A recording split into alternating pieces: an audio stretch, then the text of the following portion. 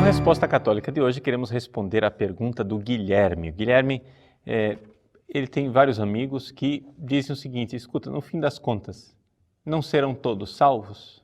Não é? Ou seja, a pergunta é a seguinte: se Deus, vou ler aqui o que ele coloca, se Deus nos ama, será que todos, independente dos nossos pecados, não seremos salvos no fim? O Guilherme quer saber como responder de forma católica e como argumentar com essas pessoas que acham que todo mundo vai ser salvo. Bom, veja, Guilherme, aqui é uma coisa importante nós entendermos que a igreja prega a respeito do inferno, mas a existência do inferno, ela não se dá porque Deus não é bom, não é? A bondade e a infinita misericórdia de Deus coexiste com o inferno. Deus é infinitamente bondoso, misericordioso e amoroso, e mesmo assim o inferno existe, porque o inferno não foi criado por Deus.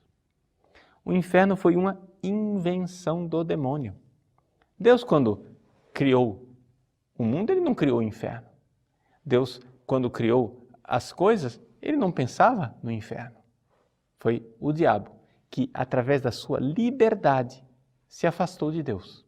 Então, este estado de afastamento e de rejeição de Deus é que é o inferno, tá? Então, para Satanás e para os seus demônios, o inferno é um estado. Isso quer dizer que um demônio, onde quer que ele esteja, ali é o inferno dele.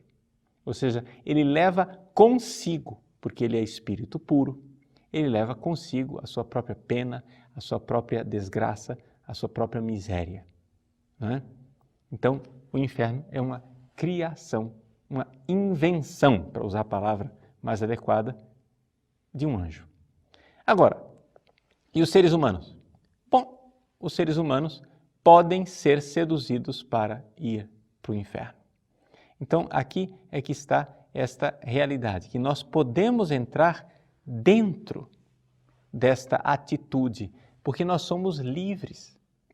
O inferno existe para os seres humanos, não porque Deus não nos queira perdoar, porque Ele quer, né? Mas porque nós somos livres a ponto de podermos virar as costas para Deus e rejeitá-lo. Então, aí vem a pergunta: quem é que vai para o inferno? Bom, para responder a essa pergunta de forma adequada, eu aconselho você, então, a ler o Catecismo. O que o Catecismo nos diz a respeito do inferno. O Catecismo da Igreja Católica, no número 1033, 1033, até o número 1037, 1037, fala do inferno e como é que as pessoas terminam indo para o inferno. As pessoas vão para o inferno quando morrem num estado de pecado mortal. Não é? E o que é este pecado mortal? Não é? Do que se trata? Bom, se você quer investigar mais ainda no Catecismo, tem um outro número que você poderia ler com atenção, onde está lá a definição de pecado mortal, que é o número 1861. Eu vou ler para você. Pecado mortal é uma possibilidade radical da liberdade humana como o próprio amor. A liberdade humana pode amar, mas a liberdade humana também pode se voltar contra o amor. Acarreta a perda da caridade e a privação da graça santificante, isto é, o estado de graça. Aí vem a coisa: se este estado não for recuperado mediante o arrependimento, então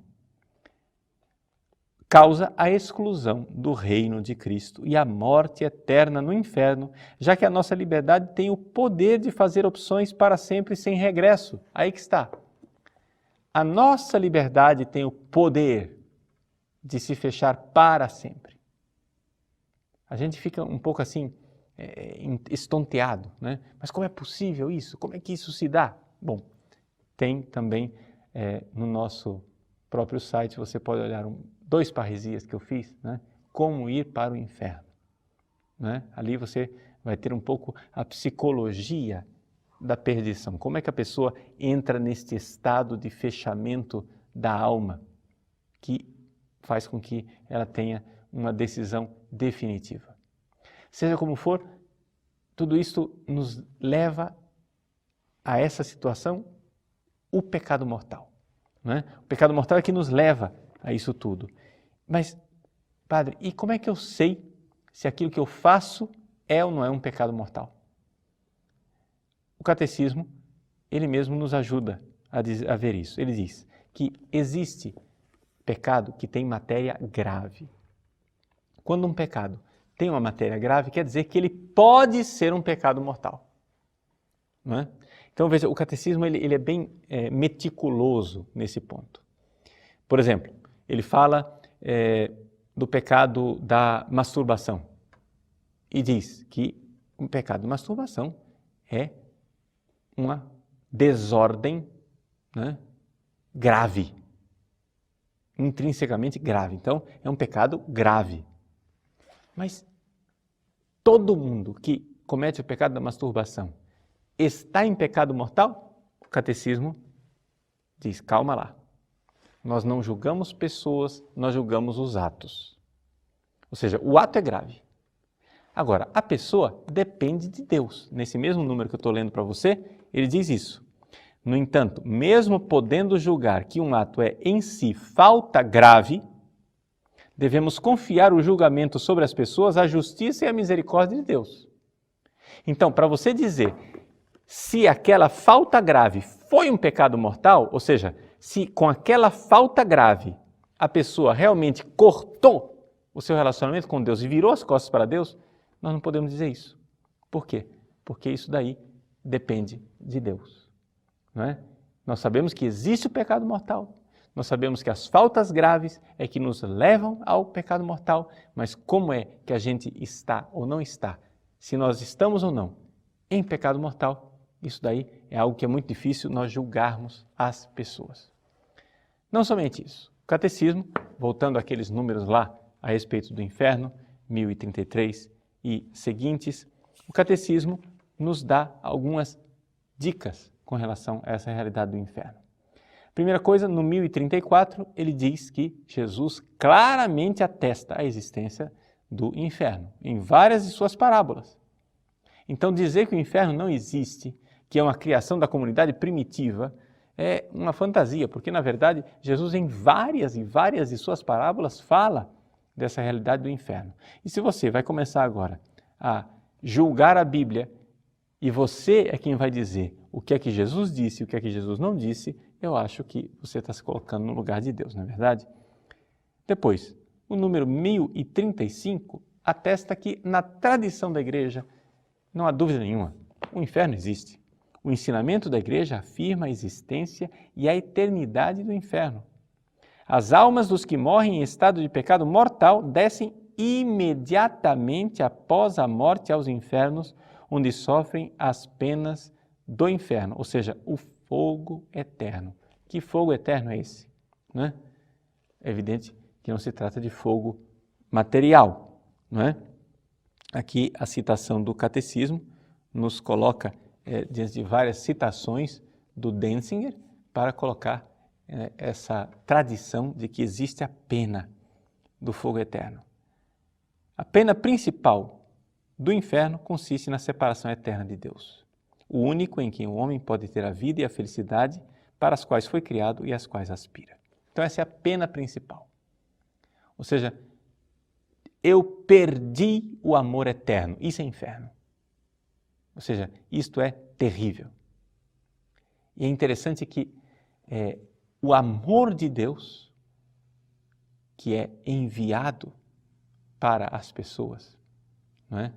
Ele mesmo se torna um fogo que queima quando a pessoa, digamos assim, rejeita esse amor. Nós somos capazes de rejeitar o amor e quanto mais nós somos amados e rejeitamos, mais aquilo nos faz sofrer. E esse é a terrível realidade das pessoas que vivem no inferno. Então, o que é importante que a gente saber com relação ao inferno? Não é nós agora começarmos a fazer a lista de quem foi para o inferno ou não. Se nós queremos levar a sério a pregação da igreja com relação ao inferno, nós devemos aplicá-la a nós mesmos. E então entender que eu devo me preocupar de agradar a Deus e fugir desta situação terrível de virar as costas para o amor de Deus e estar afastado do amor de Deus para sempre. Nós sabemos, porém, que nisto não estamos sozinhos, porque Deus quer o nosso arrependimento e quer a nossa salvação. O Catecismo faz uma citação da segunda carta de São Pedro, capítulo 3, versículo 9, dizendo assim: Deus quer que ninguém se perca. Veja, esse querer de Deus é ativo, não é que ele fica lá no céu querendo de braços cruzados. Deus quer e ele é ativo, ele vem nos resgatar, ele se faz homem, ele morre na cruz por nós, ele está no nosso dia a dia com a sua graça, na luta, não é, do nosso dia a dia pelo amor e pela caridade. Deus quer que ninguém se perca. Né? Deus não quer que ninguém se perca, mas que todos venham a converter-se. Deus não quer que ninguém se perca, mas que todos venham a converter-se. Que isso seja uma certeza para nós, que nos coloca em paz com relação a essa realidade do inferno. Nós sabemos que ele existe. O inferno existe por causa de nossa liberdade. Nós somos radicalmente livres, por isso podemos radicalmente nos fechar para Deus. Deus é, sim, amor e misericórdia infinitas, mas não foi o amor dele quem criou o inferno. Foi a liberdade de Satanás e, infelizmente, a minha liberdade também pode recriá-lo para mim. Essa é a resposta católica.